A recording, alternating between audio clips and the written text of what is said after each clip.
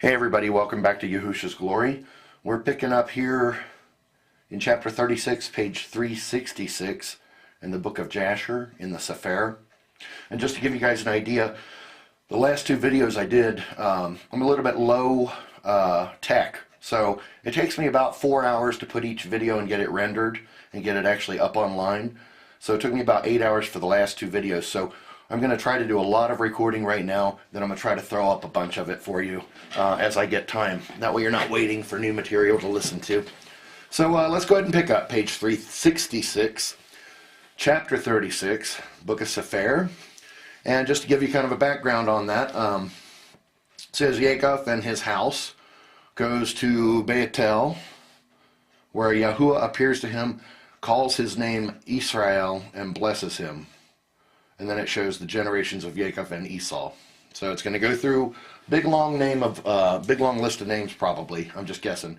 This is the first time I've ever read this, so we're reading it together, and this is a joy. I'm hoping that at least one of you likes this out here. I'm going to go ahead and start now. Here we go. At that time, Yahuwah appeared unto Yaakov, saying, Arise, go to Beitel, and remain there, and make there an altar to Yahuwah, who appeared unto you, who delivered you and your sons from affliction. And Yaakov rose up with his sons, and all belonging to him, and they went and came to Beitel, according to the word of Yahuwah. And Yaakov was 90 years old when he went up to Beitel, and Yaakov and his sons, and all the people that were with him, remained in Beitel in Luz. And he there built an altar to Yahuwah, who appeared unto him. And Yaakov and his sons remained in Beitel 6 months. At that time died Deborah, the daughter of Utz, the nurse of Rivkah, who had been with Yaakov, and Yaakov buried her beneath Beitel under an oak that was there. And Rivkah, the daughter of Bethuel, the mother of Yaakov, also died at that time in Chevron. The same is Kirat Arba, and she was buried in the cave of Machpelah, which Abraham had bought from the children of Sheth. And the life of Rivkah was 133 years, and she died. And when Yaakov heard that his mother Rivkah was dead, he wept bitterly for his mother, and made a great mourning for her, and for Deborah her nurse beneath the oak. And he called the name of that place Alon Bakuth. And Laban, the Arami, died in those days, for Elohim smote him, because he transgressed the covenant that existed between him and Yaakov. And Yaakov was 100 years old when Yahuwah appeared unto him, and blessed him, and called his name Israel. And Rachel, the woman of Yaakov, conceived in those days. And at that time, Yaakov and all belonging to him journeyed from Beitel to go to his father's house to Chevron. And while they were going on the road, and there was yet but a little way to come to Ephrathah, Rachel bore a son, and she had hard labor, and she died. And Yaakov buried her in the way of Ephrathah, which is Beit Lechem.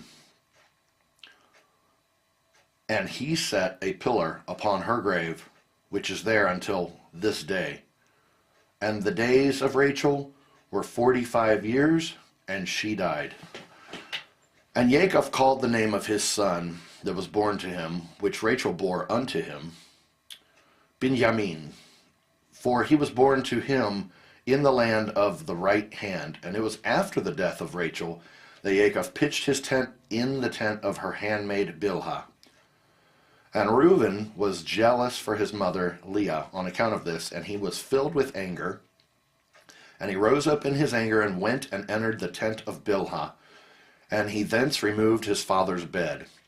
At that time, the portion of birthright, together with the kingly and priestly offices, was removed from the sons of Reuben, for he had profaned his father's bed. And the birthright was given unto Joseph, the kingly office to Yehuda, and the priesthood unto Levi, because Reuben had defiled his father's bed. And these are the generations of Yaakov who were born to him in Paddan Aram. And the sons of Yaakov were 12. The sons of Leah were Reuben, the firstborn, and Shimon, or Levi, Yehuda, Issachar, Zebulun, and their sister Dinah. And the sons of Rachel were Joseph and Benjamin. The sons of Zilpah, Leah's handmaid, were Gad and Asher. And the sons of Bilhah, Rachel's handmaid, were Dan and Naphtali. These are the sons of Jacob, which were born to him in Paddan Aram. And Jacob and his sons, and all belonging to him, journeyed and came to Mamre, which is Kiriath Arba, that is in Chevron, where Abraham and Isaac sojourned. And Jacob with his sons and all belonging to him dwelt with his father in Chevron. And his brother Esau and his sons and all belonging to him went to the land of Seir and dwelt there, and had possessions in the land of Seir. And the children of Esau were fruitful and multiplied exceedingly in the land of Seir.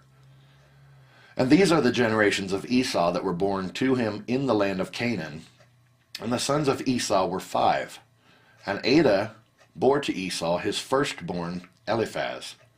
And she also bore to him Reuel, and Oholibamah bore to him Yaish, Yelam, and Kurak. These are the children of Esau who were born to him in the land of Canaan. And the sons of Eliphaz, the son of Esau, were Teman, Omar, Sepho, Gatam, Kenaz, and Amalek. And the sons of Reuel were Nachath, Zerach, Shammah, and Misa. And the sons of Yaish were Timnah, Aliyah, Yethiyahu. And the sons of Yelam were Allah, Phenor, and Kenaz. And the sons of Korach were Taman, Mibsar, Magdiel, and Iram.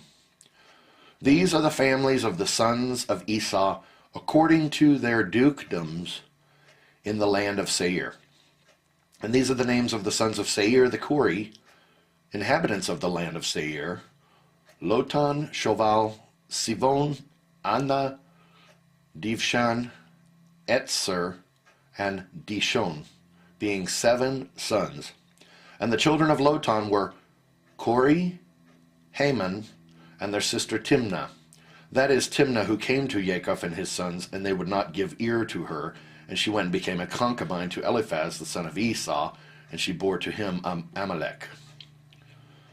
And the sons of Shoval were Alian, Manachath, Aval, Shephi, and Onam. And the sons of Sivon were Aya and Anna. This was that Anna who found the Yemim in the wilderness when he fed the asses of Sivon, his father. And while he was feeding his father's asses, he led them to the wilderness at different times to feed them. And there was a day that he brought them to one of the deserts on the seashore, opposite the wilderness of the people. And while he was feeding them, behold, a very heavy storm came from the other side of the sea and rested upon the asses that were feeding there. And they all stood still. And afterward, about 120 great and terrible animals came out of the wilderness at the other side of the sea, and they all came to the place where the asses were, and they placed themselves there. And those animals, from their middle downward, were in the shape of children of men, and from their middle upward, some had the likeness of bears, and some the likeness of kephas, where with tails behind them, from between their shoulders reaching down to the earth, like the tails of Duchifath. And these animals came and mounted and rode upon the asses and led them away. And they went away unto this day. And one of these animals approached Anna and smote him with his tail, and then fled from that place. And when he saw this work, he was exceedingly afraid of his life, and he fled and escaped to the city. And he related to his sons and brothers all that had happened to him. And many men went to seek the asses, but could not find them. And Anna and his brothers went no more to that place from that day following, for they were greatly afraid of their lives. And the children of Anna, the son of Seir, were Dishon and his sister Oholibamah. And the children of Dishon were Hemdan, Eshban, Yithran, and Sharon. And the children of Etzer were Bilhan, Zaavan, and Akan. And the children of Dishon were Utz and Aran. These are the families of the children of Seir the Kori, according to their dukedoms in the land of Seir. And Esau and his children dwelt in the land of Seir the Kori, the inhabitant of the land, and they had possessions in it, and were fruitful, and multiplied exceedingly. And Jacob and his children, and all belonging to them, dwelt with their father Isaac in the land of Canaan, as Yehusha had commanded Abraham, their father. Now it goes on to read, little future tense here, Jacob returns to Shechem. The king of Canaan again assemble. So the kings of Canaan again assemble against Jacob. Jacob's 10 sons with 102 of their servants fight against the Canaanite and the Amorim and are successful. So we got a little war coming here. It looks like a battle. Okay, chapter 37, page 368. And in the Jasher, in the Sefer, we're going to start here now. And in the 105th year of the life of Jacob, that is the 9th year of Jacob's dwelling with his children in the land of Canaan, he came from Paddan Aram. And in those days, Jacob journeyed with his children from Chevron, and they went and returned to the city of Shechem, they and all belonging to them. And they dwelt there, for the children of Jacob obtained good and fat pasture land for the cattle in the city of Shechem. The city of Shechem having then been rebuilt, and there were in it about 300 men and women. And Jacob and his children and all belonging to him dwelt in the part of the field which Jacob had bought from Chamor, the father of Shechem, when he came from Paddan Aram, before Shimon and Levi had smitten the city. And all those kings of the Canaanaim and Amorim that surrounded the city of Shechem heard that the sons of Jacob had again come to Shechem and dwelt there. And they said, shall the sons of Jacob the ivory again come to the city and dwell therein, after that they have smitten its inhabitants and driven them out? Shall they now return and also drive out those who are dwelling in the city, or slay them? And all the kings of the Canaan again assembled, and they came together to make war with Jacob and his sons. And Yashuv, the king of Tapnach, sent also to all his neighboring kings, to Elan, king of Gaash, and to Ahuri, king of Shiloh, and to Parathon, king of Chazar, and to Susi, or Kuki, king of Sarton, and to Lavan, king of Beit Coron, and to Shavir, king of Othnaimah, saying, come up to me and assist me, and let us smite Jacob the ivory and his sons, and all belonging to him, for they are again come to Shechem to possess it, and to slay its inhabitants as before.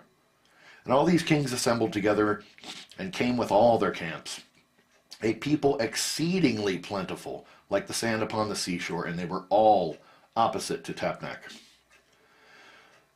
And Yashuv, king of Tapnach, went forth to them with all his army, and he encamped with them opposite to Tapnach without the city. And all these kings they divided into 7 divisions, being 7 camps against the sons of Jacob. And they sent a declaration to Jacob and his son, saying, come you all forth to us, that we may have an interview together in the plain, and revenge the cause of the men of Shechem who you slew in their city. And you will now again return to the city of Shechem, and dwell therein, and slay its inhabitants as before. And the sons of Jacob heard this, and their anger was kindled exceedingly at the words of the kings of Canaan. And 10 of the sons of Jacob hastened, and rose up, and each of them girt on his weapons of war. And there were 102 of their servants with them, equipped in battle array. And all these men, the sons of Jacob and their servants, went toward these kings. And Jacob their father was with them, and they all stood upon the heap of Shechem. And Jacob prayed to Yahuwah for his sons, and he spread forth his hands to Yahuwah, and he said, O Elohim, you are El Shaddai, you are our Father, you did form us, and we are the works of your hands. I pray you deliver my sons through your mercy from the hands of their enemies who are this day coming to fight with them, and save them from their hand, for in your hand is power and might, to save the few from the many.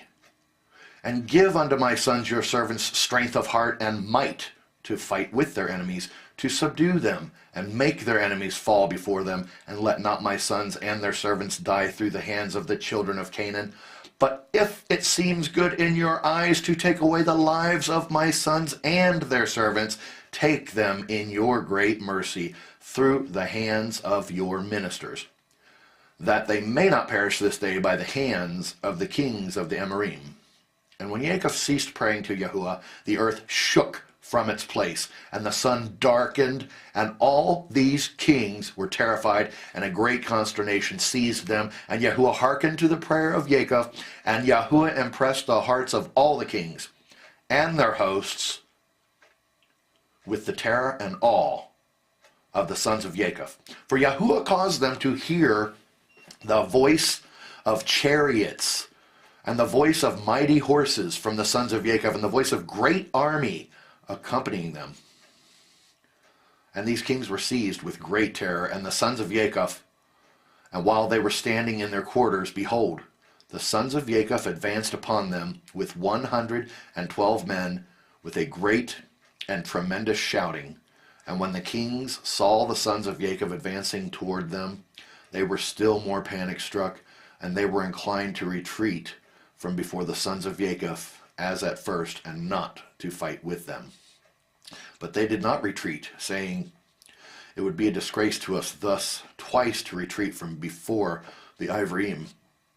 And the sons of Jacob came near and advanced against all these kings and their armies, and they saw, and behold, it was a very mighty people, numerous as the sand of the sea. And the sons of Jacob called unto Yahuwah and said, help us, O Yahuwah, help us and answer us, for we trust in you, and let us not die by the hands of these uncircumcised men who this day have come against us. And the sons of Jacob girt on their weapons of war, and they took in their hands each man his shield and his javelin, and they approached to battle. And Yehuda the son of Jacob ran first before his brethren, and 10 of his servants with him. And he went toward these kings. And Yeshuv, king of Tapnach, also came forth first with his army before Yehuda. And Yehuda saw Yeshuv and his army coming toward him, and Yehuda's wrath was kindled, and his anger burned within him. And he approached to battle, in which Yehuda ventured his life. And Yeshuv and all his army were advancing toward Yehuda, and he was riding upon a very strong and powerful horse. And Yeshuv was a very valiant man, and covered with iron and brass from head to foot. And while he was upon the horse, he shot arrows from both hands, from before and behind, as was his manner in all his battles, and he never missed the place to which he aimed his arrows. And when Yeshuv came to fight with Yehuda, and was darting many arrows against Yehuda, Yahuwah bound the hands of Yeshuv, and all the arrows that he shot rebounded upon his own men. And notwithstanding this, Yeshuv kept advancing toward Yehuda to challenge him with the arrows, but the distance between them was about 30 cubits. And when Yehuda saw Yeshuv darting forth his arrows against him, he ran to him with his wrath-excited might. And Yehuda took up a large stone from the ground, and its weight was 60 shekels. And Yehuda ran toward Yeshuv, and with the stone struck him on his shield, that Yeshuv was stunned with the blow, and fell off from his horse to the ground. And the shield burst asunder out of the hand of Yeshuv, and through the force of the blow sprang to the distance of about 15 cubits, and the shield fell before the second camp. And the kings that came with Yeshuv saw at a distance the strength of Yehuda, the son of Jacob, and what he had done to Yeshuv, and they were terribly afraid of Yehuda. And they assembled near Yeshuv's camp, seeing his confusion. And Yehuda drew his sword and smote 42 men of the camp of Yeshuv.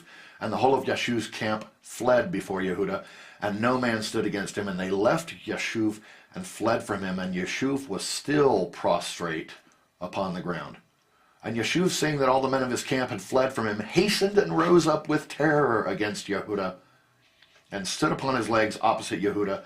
And Yeshuv had a single combat with Yehuda, placing shield toward shield. And Yeshuv's men all fled, for they were greatly afraid of Yehuda. And Yeshuv took his spear in his hand to strike Yehuda upon his head, but Yehuda had quickly placed his shield to his head against Yeshuv's spear, so that the shield of Yehuda received the blow from Yeshuv's spear, and the shield was split in two. And when Yehuda saw that his shield was split, he hastily drew his sword and smote Yeshuv at his ankles and cut off his feet, that Yeshuv fell upon the ground, and the spear fell from his hand. And Yehuda hastily picked up Yeshuv's spear, with which he severed his head and cast it next to his feet.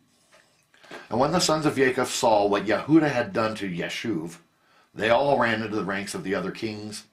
And the sons of Jacob fought with the army of Yeshuv, and the armies of all the kings that were there. And the sons of Jacob caused 15,000 of their men to fail, and they smote them as if smiting at gourds, and the rest fled for their lives. And Yehuda was still standing by the body of Yeshuv, and stripped Yeshuv of his coat of mail. And Yehuda also took off the iron and brass that was about Yeshuv, and behold, 9 men of the captains of Yeshuv came along to fight against Yehuda.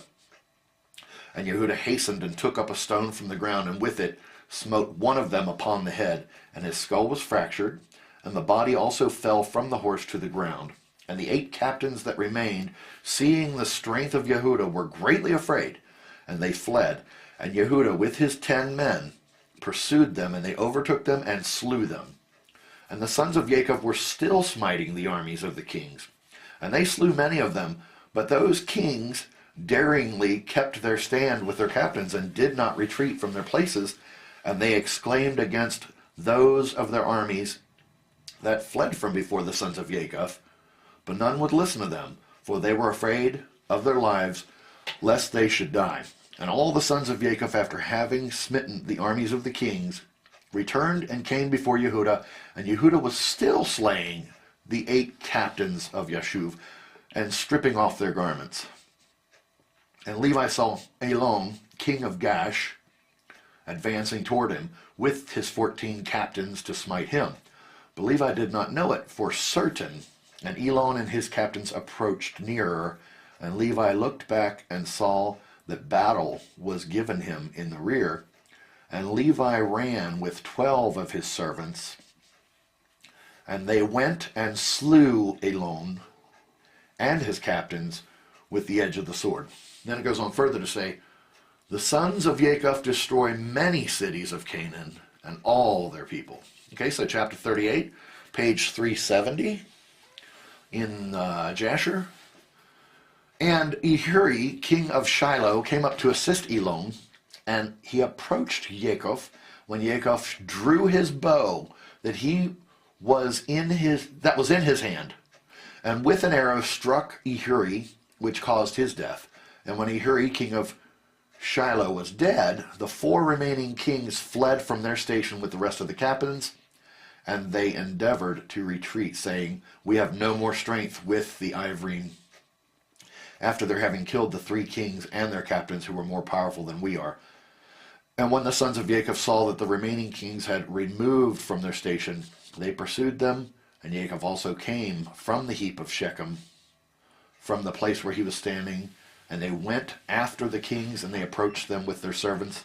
And the kings and the captains and the rest of their armies, seeing that the sons of Jacob approached them, were afraid of their lives and fled till they reached the city of Chazar.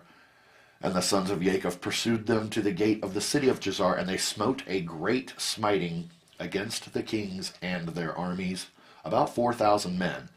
And while they were smiting the army of the kings, Jacob was occupied with his bow, confining himself to smiting the kings, and he slew them all.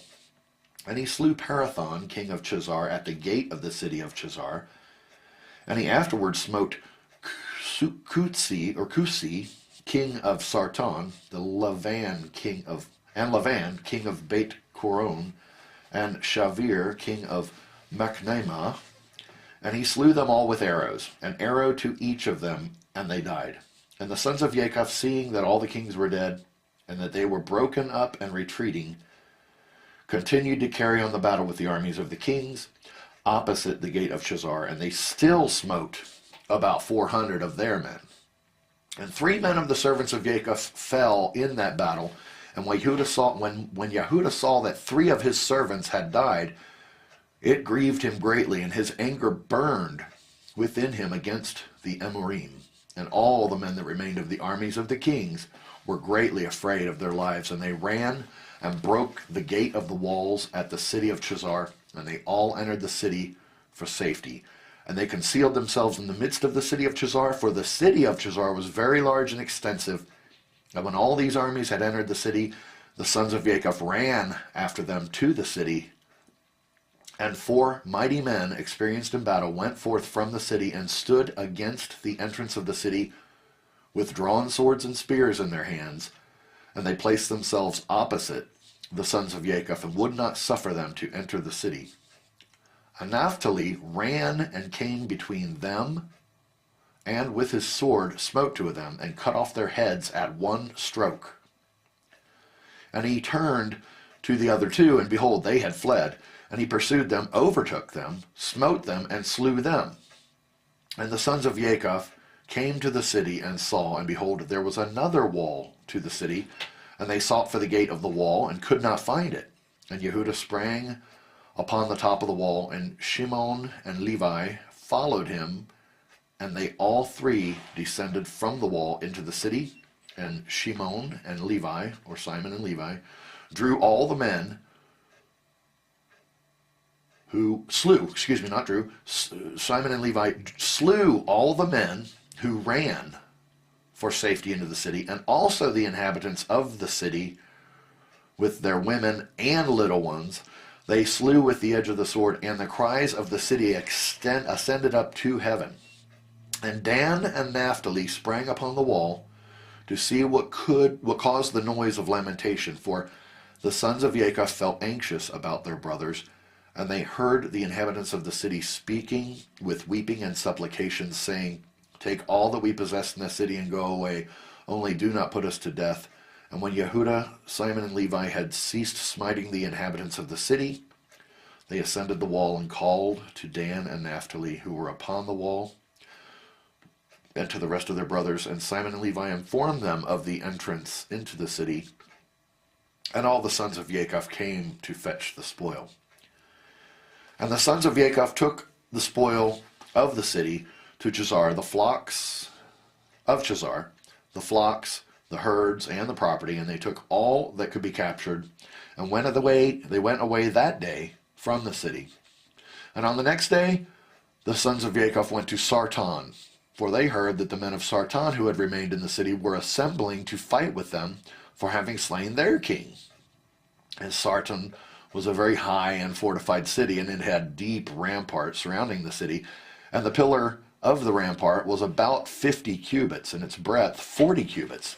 And there was no place for a man to enter the city on account of the rampart. And the sons of Jacob saw the rampart of the city, and they sought an entrance in it, but could not find it. For the entrance to the city was at the rear, and every man that wished to come into the city came by that road and went around the whole city, and he afterwards entered the city.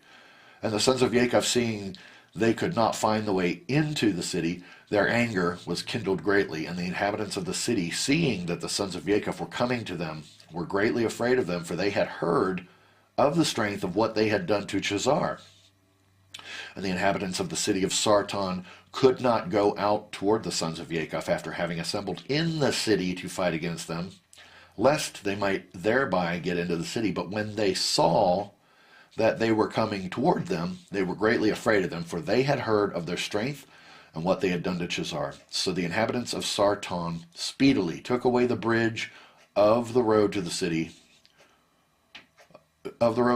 from its place before the sons of Jacob came, and they brought it into the city. And the sons of Jacob came and sought the way into the city and could not find it. And the inhabitants of the city went up to the top of the wall and saw, and behold, the sons of Jacob were seeking an entrance into the city.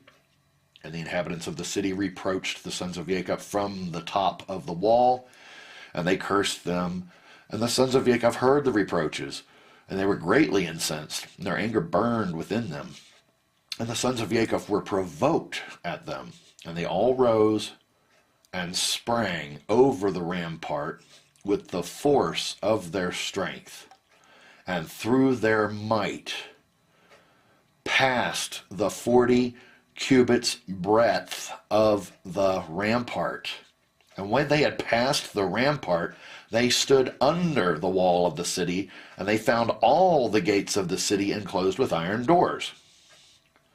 And the sons of Jacob came near to break open the doors of the gates of the city, and the inhabitants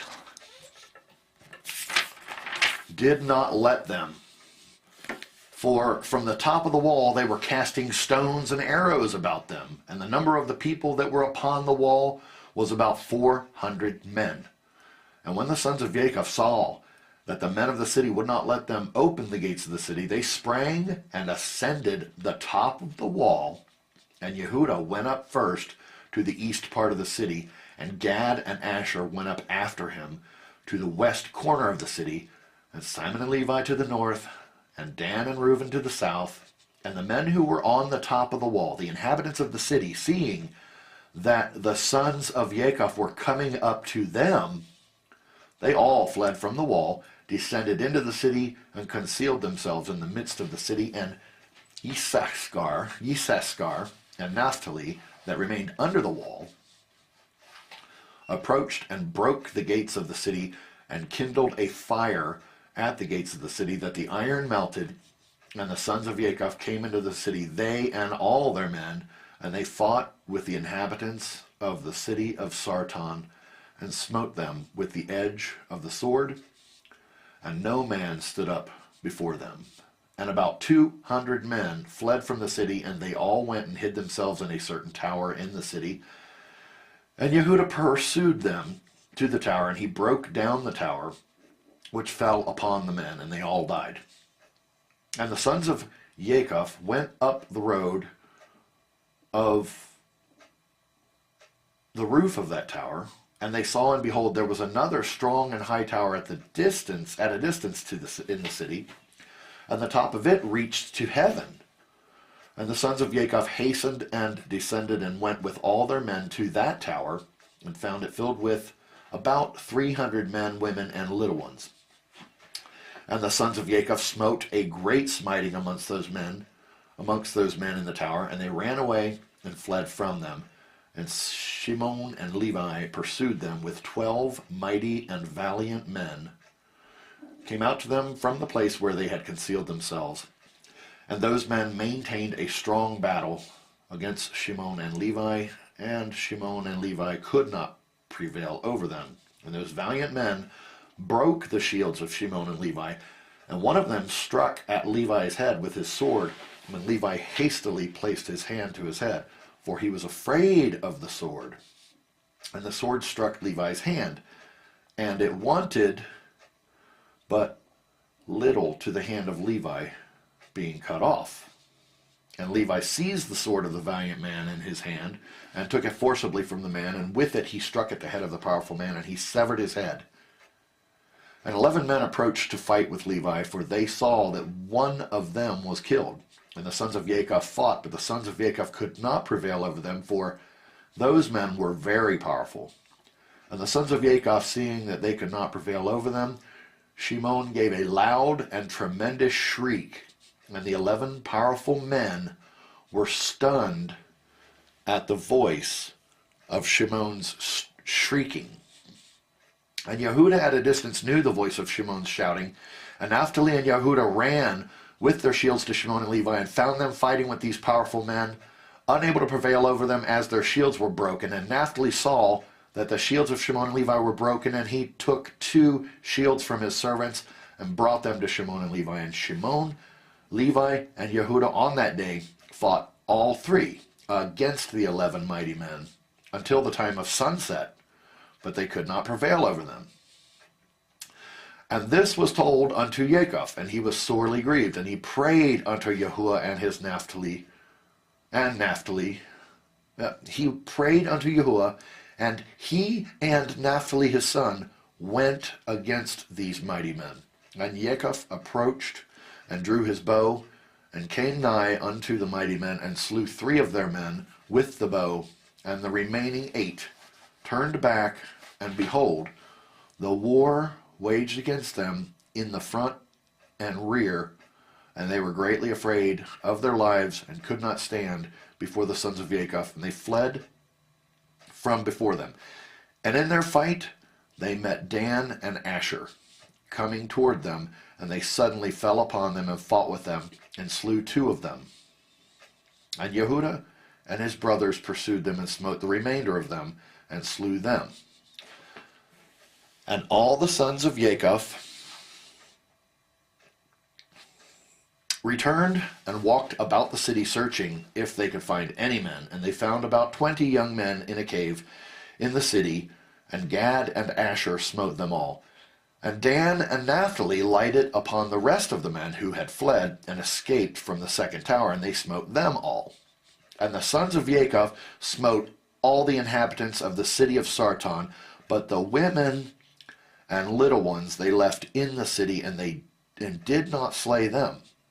And all the inhabitants of the city of Sarton were powerful men. One of them would pursue 1,000, and 2 of them would not flee from 10,000 of the rest of men.